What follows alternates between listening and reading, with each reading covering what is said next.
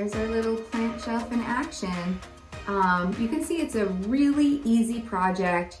You just make the little braces of the trim and then you can add anything for the shelf. We used an old piece of butcher block we had laying around. The very best thing is that the window is still fully operable.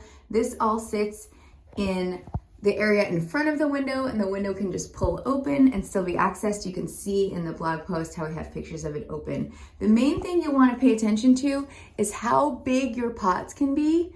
You don't want to buy a bunch of pots at the garden center and then bring them home and they're too big and they're all hanging over.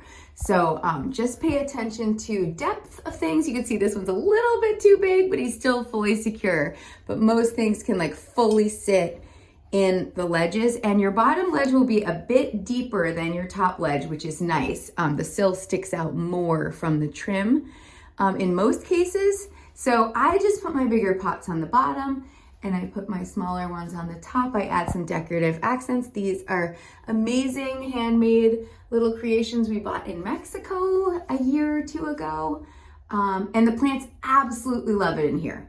Put a plant in a window. Ours is a frosted window because it's a bathroom, but any window that gets any semblance of light will make plants so happy, especially things like a pothos. It's such an easy care plant. That would be my recommendation for anyone starting out.